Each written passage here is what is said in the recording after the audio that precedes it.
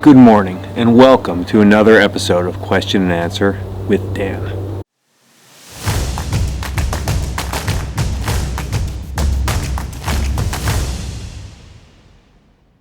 I want to start out by first saying that we have no housekeeping items. The only thing I would like to bring to everybody's attention is number one, I'm not for hire when it comes to cleaning windows. I know everybody loved my cleaning technique in the last video. Sorry, I'm just not going to go down that road. Number two, I'm very nasally, I'm congested a little bit, but I think it's clearing up, so you're just gonna have to stick with me sounding a little bit funny, probably for the next few videos. We are also at the wall tent. A new location every week might be something good just to spice it up, something a little bit different. I don't know, and I just felt like filming here. So if you don't like this scene either, I don't know, catch me next week. Maybe we'll be back at the yurt. Now on to some questions.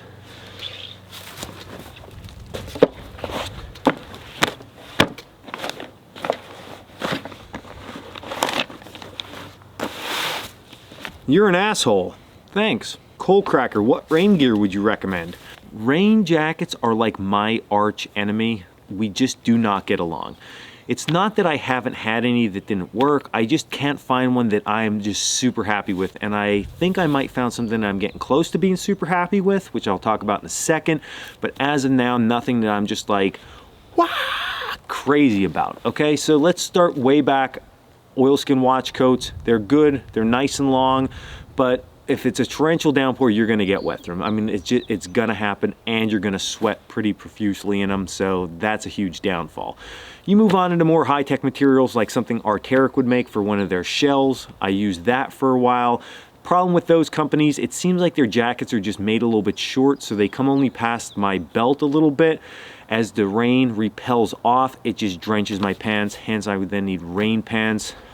Another thing I just don't want to have to carry out here. So that's always going to be a dilemma with just about anything. The other problem with those really high-tech fabrics is when you bust through brush, it just shreds this stuff apart. I've never seen anything like it. They're really made for just climbing like Mount Everest and things like that, in my opinion. Lastly, and this is going to go on with the question further down, yes, I'm a Filson fanboy. I like Filson clothes. We'll talk about that later, but Filson did come out with a new rain jacket. It's lightweight, super packable, and it sheds water really well. You don't sweat to death in it. The problem, though, again, is the material will get shredded apart if you go through some thorns. I already shredded one apart. Is there an ideal coat? No, I think just go out and try different things and find what you like. The new Filson coat, though, is pretty sweet. It's not too expensive, so I don't know, give it a shot. But Carhartt's big, heavy duty. It's like literally like a big piece of rubber that's shaped like a coat. That'll keep you dry. You're just gonna sweat to death. So I have no good answer for rainwear. If anybody does, leave it in the link below. Thank you. Do I win something for being the 900th viewer? No, you don't. I know I gave something away to a viewer that wasn't the first. You don't. 900, come on. You can't watch it sooner? Marianne or Ginger, Wilma or Betty, Ernie or Bert, just wondering. I don't know. I'm not, I don't know. I think I know who they are. Like, I know Gilligan's Island, I know Flintstones and Bert and Ernie, Sesame Street. I don't know. How would you narrow that down? What would you even start to think about? Sorry, can't answer that one.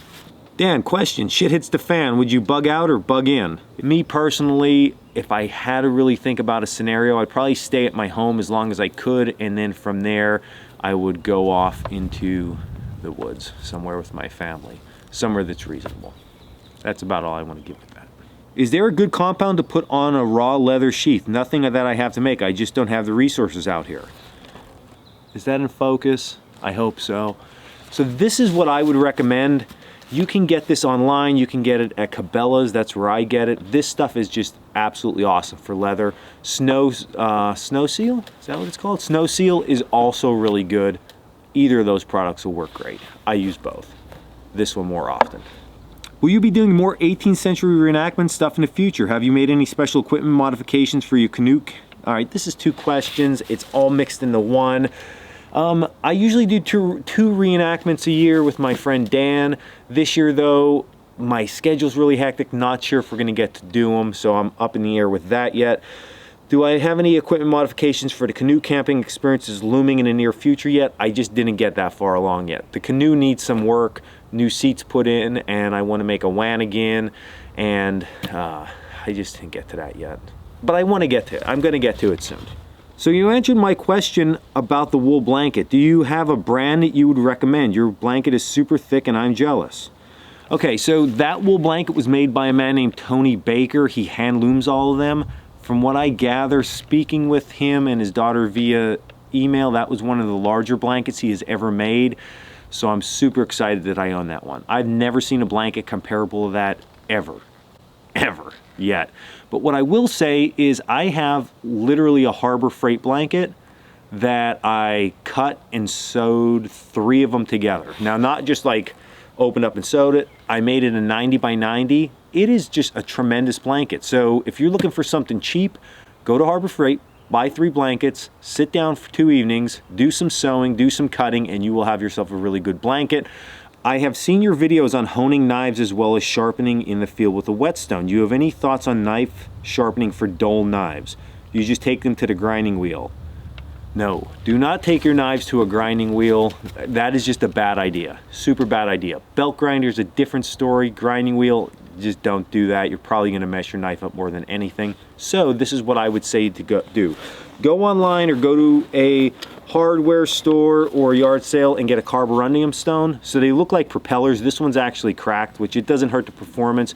These stones are really made for like heavier blade sharpening. So think about maybe like sharpening the edge of a shovel or a lawnmower blade. They work really good for that. They're not something I would carry in my kit every day, but if it's gonna be to sharpen up a dull knife, this will remove the material. This will get you where you need to be able to use your whetstone. So carborundum stone is probably the ticket. Remember, it's just going to take time. That's really what it boils down to, is just putting some time into it and getting it right, then using your whetstone. Dan, maybe grab Itchy Richie or Red Light Charlie for your next rollerblading video if you want to increase your views on the channel. Sorry for those uninformed. That's hilarious, and it's awesome you watch my videos and you're from town. Because you have to be from Monty City to know what that even means. That's awesome. What's your favorite bushcraft knife and why? Okay, so let's just talk about bushcraft knives. I don't have a super specific knife that is the ultimate bushcraft knife, in my opinion. It comes down to personal preference. I'm a huge fan of shorter blades, something very manageable. I think an axe is the ultimate woodsman tool, and your knife should really come in secondary to that. Now, with that said, I do carry the same knives pretty consistently. So what I have on my hip today is my Coalcracker knife. This is probably one of my favorite knives if I had to pick favorites. I also brought along this beauty, which is a Sloyd style knife with a birch handle that I put on. It is literally looks like a piece of metal. I just grind it apart in my garage, but it works, it cuts, it's super sharp, and I don't need much more than this. So I think it comes down to personal preference, but you can see blade length is around the same. So we're about 3.5 inch, 4 inch blade at the most. And handle, as long as it fits my hand, I'm good. I don't need anything thick. I don't think you should really be doing much chopping with your knife. Batoning, you might have to baton a couple things here or there, but even a knife like this, if you know how to baton properly and you're using the right size material, then you know, you can get the job done with this. So I just like a smaller style knife, and I like my axe to do the big work. This is one of my favorites, 2 of my favorites. What's your method of determining if an old axe has good steel in it or not? When I go out to yard sales, there's really only one thing that I look at. Number one, I just look at the pattern. Is it a pattern that I'm interested in purchasing? And then when I first got involved in all this, every pattern was interesting to me, so I bought everything. You want to make sure that it is not cast formed. So what I mean by that, I guess the easiest way to describe, if you look at the back, it's usually on the back of the axe pole. You don't want it to look like there's a seam. If there's a seam anywhere that looks like it was molded that way, I would just stay away from that type of axe. It's not going to be a good axe. Anything else, honestly, I would just clean it up with the grinder, try to find a name on it, and then sharpen it up. After you do it enough, you'll realize when you're cutting into it with your file if it's good metal or not. And then if you still don't know, sharpen it up, take it out and use it a little bit. If it's not holding edge, you know it's not good. And that's just really how I determine that. It's by the end use of the product. Great video, keto, hell yeah. Keto and intermittent fasting plus high intensity training. No sugar, low, no carbs. Went from 195 pounds to 155 in 3 months. Solid. Plus, who doesn't like bacon? Awesome job on getting in shape. Number 2, I don't know, who doesn't like bacon? Vegans? They were the only ones, I guess. Everybody loves bacon.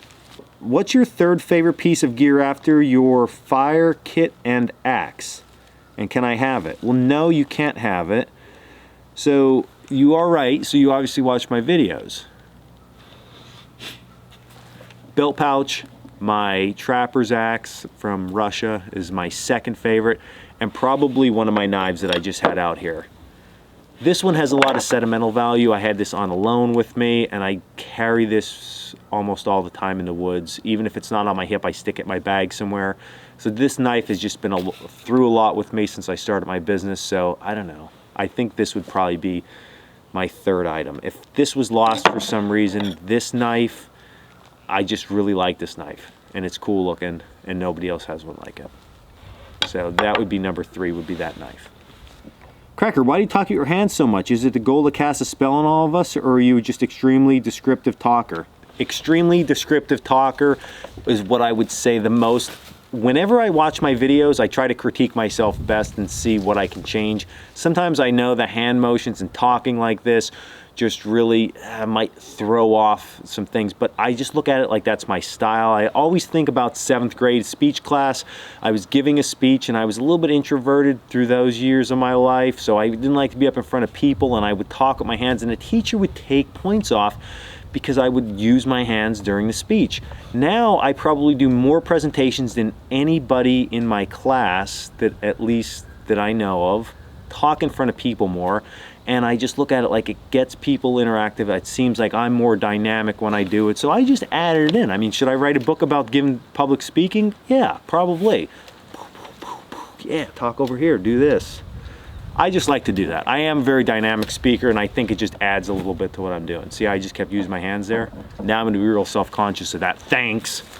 Can you do some desert bushcraft stuff? Problem is I don't have a desert unless we do it in my kid's sandbox. That would probably be pretty boring. Have you ever used a knife to shave anything else but your arm? No, I never shave my face or anything, if that's what you're saying. I don't know, I could try to trim my beard up. I guess I need a mirror. I better get a mirror before I slice my face open. Really love the Townsend video. With that said, why do you keep going into the woods? What's your motivation for it? A lot of us have been exploring since we're kids, but don't know it was actually called bushcraft or wilderness living until a certain time. When did you learn that? It wasn't until probably 7 or 8 years ago that I really understood that term bushcraft, heard wilderness living. And that's really, I think, when a lot of this whole genre of what we do and craft of what we do picked up some momentum and got popular. Before that, you're right, we just all hung out in the woods and had a good time. And as for motivation of coming out here, first off, I just love being out here. It's fun to me, it's always an adventure, even if it's just coming on my school property and messing around with some new thing I thought about or somebody told me about. It's always an adventure, so I just love being out here. Secondly, I feel that I'm very motivated to come out here because when people come to my school, I want to give them the best information I can. So me being out here is making me a better woodsman, which in turn gives me more knowledge, which in turn lets me pass that knowledge on to people. So that's really my motivating factor to be out in the woods now. Love of it and just increasing my knowledge. Oh, okay, here it is. Why are you such a Filson fanboy? Are you made of money? Okay, this goes, I said a little bit earlier with the rain jacket. You need to remember that I'm out here 6 or 7 days a week in the woods. They might not be all overnight trips, but I'm spending a lot of time out here. So I really want clothing that is durable, rugged, fits me well, and they just fit that bill. The second part of that is I just like the style of their clothing.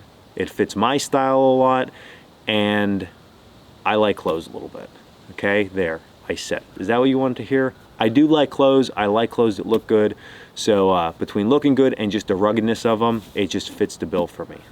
Bill, yeah, it is expensive, but I look at it, it's part of my job. So I'm gonna get stuff that helps me out with my job, and being comfortable and being dressed appropriately for all the conditions work.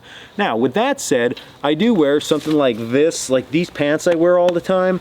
They are from Tractor Supply. They're on sale normally for like $21, so I do that. Military surplus here. I have a thermal on from Tractor Supply, so it's not like I only wear Filson stuff. I wear other stuff. Majority what I wear is Filson now. And I wish I was made out of money. I do. Dan, do you like Spam? Hell yes, I love Spam. You did a video about making oilcloth out of a painter's drop cloth. Have you used it since? How good did it work? Yes, I did use it for a long time. I actually used that as a tarp that I carried for a long time. It held up really well. The only problem was the weight of that thing. It was super, super heavy. Dan, what height bean boots do you recommend? Also, do you prefer the bean boot or the main hunting boot?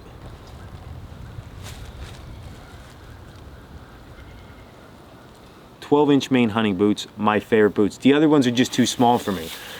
They're just not high enough up on my leg. I know they even make a higher pair, but that would be way too big. That's like Pretty Woman style, I think, if you get into the next level. We don't need that going on out here. So that's what I wear. This person has 4 questions in one.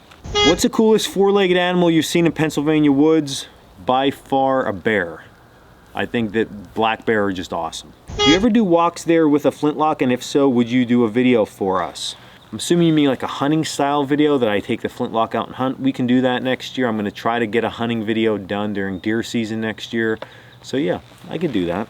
What are your thoughts about drones in the wilderness? Like video drones, if that's what you mean, cool. I think they're awesome to send up and fly around. I love to use my drone, although I'm not too good at flying it. I do like to use it quite often. And cigars. No, I don't smoke anything. I never did.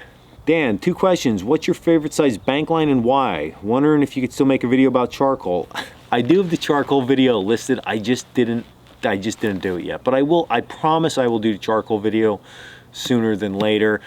Bank line, the thinner bank line has really started to like get me excited a little bit. So number 36 has always been everybody's go-to, but then I started using number 72 and it's a little bit thinner. I get the difference. I mean, the number 36 way stronger and heavier, but that number 72 being thinner is just so much more useful around camp for other things. So if you have to lash a tripod and use number 72 bank line, it's gonna be just as fine as number 36.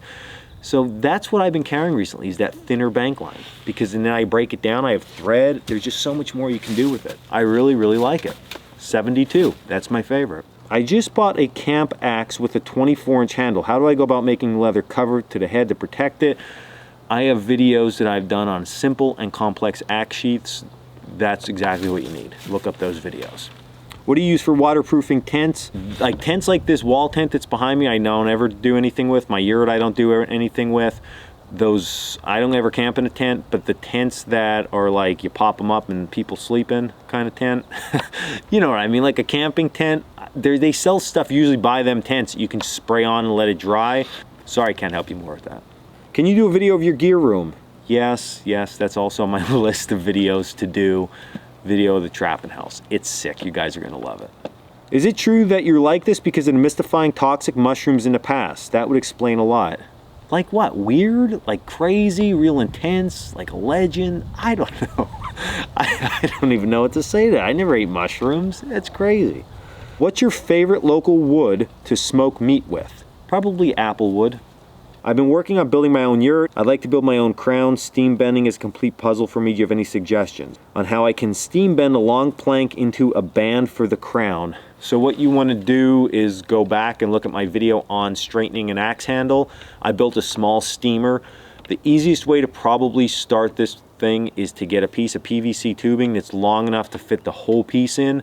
You're going to have to get a bucket of water and you're going to have to make a contraption. So think about a bucket with this pipe coming out and the steam's gonna come out that pipe.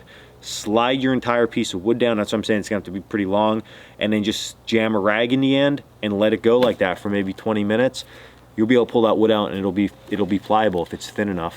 And I mean, an axe handle's pliable enough in about 20 minutes, so you couldn't bend it round, but you're gonna have to just work with it. But that's how they do like skis and things like that over in Russia. What type of coffee do you use out in the field?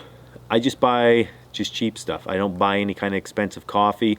At home I like more expensive, like single origin type beans, but out here I just get whatever. We're making cowboy coffee anyway. It usually comes out pretty good, so I'm happy with it. Who, if anybody, did you look up to in the current bushcraft community, and growing up, who did you look up to in what you do now? Growing up, this was not like a genre of stuff. So there was nobody I really just looked up to. I mean, my grandfather taught me a lot.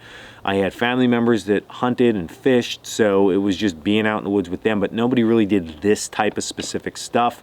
So it was just reading books, going to the library and getting books and looking at the things. And then once the internet came along and YouTube popped up, I mean, I would just watch videos all the time. I would watch all types of videos on different things and bounce around to different creators, seeing what they're doing, and then just sort of draw my own conclusions to it. As for today, who do I look up in the community? Kephart and Nesmith, both books they wrote, awesome. I use them all the time, almost like my encyclopedia of bushcraft. Dave Canterbury has taught me a lot over the years. Ray Mears has taught me a lot over the years. What gear do you suggest for the beginner trapper? Do you have any suggestions as far as reading material on trapping? I do. That book is absolutely awesome. Now, some of this stuff might be a little off topic for what specifically you're going to do in your environment, but that is an absolutely great book. If you read that whole book, even just look through the book, you're going to learn a lot. That's probably one of my go-to books on trapping. Do you have any guilty pleasure type things that aren't considered bushcrafty, but just have to have when you hit the woods? I don't know. I mean, there's nothing. When I'm going to come out here, I'm really traditional. I like the traditional gear. I bring it out, and then that's sort of what I do. I just play around with the environment out here and see what I can make and what I mess up, and making fires different ways and setting up shelters different ways. I mean, that's what I do. If you mean guilty pleasures outside of woods, because somebody asked me the other day, they're like, would you have any other hobbies other than going in the woods? And I was like, I mean, I do love the camera equipment. I love playing with the camera equipment. I love taking photos.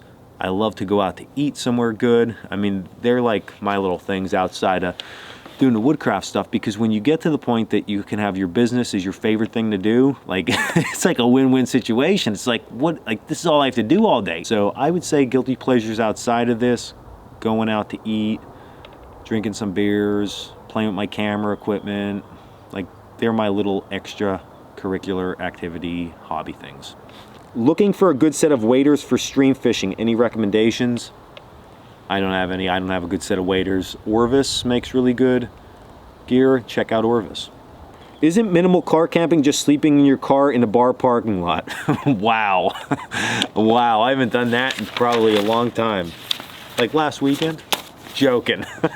Joking. That's funny though. Hey Dan, what are your thoughts on doing a video for great beginner gear?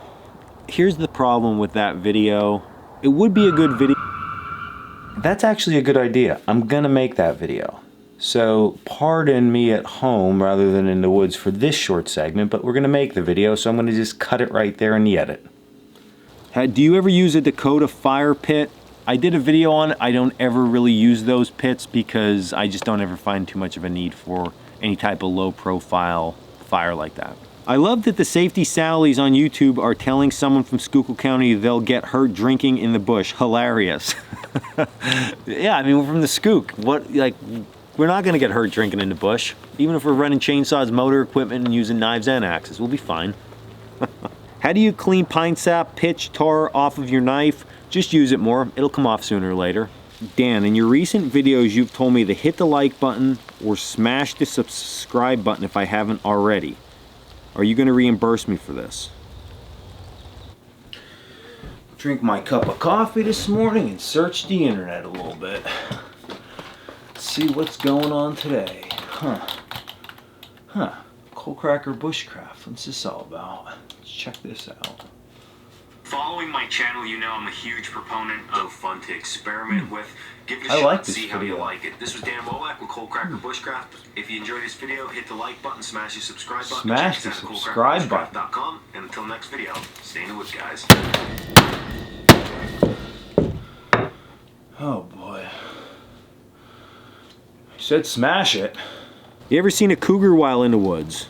No. What was the longest trip you've taken in the woods? 51 days. Have you ever been lost in the woods? No. Do you like mead? Never had it. I brew my own. I have a lot. If I can get me my mailing address, I'll send you some. Okay, let's do that. Message me, private message me. I'll get you my address. Get me some mead. We'll drink it here on question and answer. We'll get Bush drunk. You get drunk on me? Last question, you're stupid. Thank you. Thank you for just reiterating what everybody already knows. Like, think how ridiculous that sounds to type a comment, stupid. Stupid. And he spelled it wrong. All right, guys, so listen, this was Dan Wowack with Coalcracker Bushcraft. Thank you for joining me for this video. A little bit more dull than some of the other videos, but I have some stuff in the work for question and answer Wednesdays because I've been stockpiling a couple little questions. I sneak them out of the pile and put them off to the side, so it's going to be a good one coming up soon, real soon. As always, leave them below. Leave the questions below. I'm not going to answer them until next week. So until next week, check out all my videos in between. And as always, hit us up at coalcrackerbushcraft.com and stay in the woods.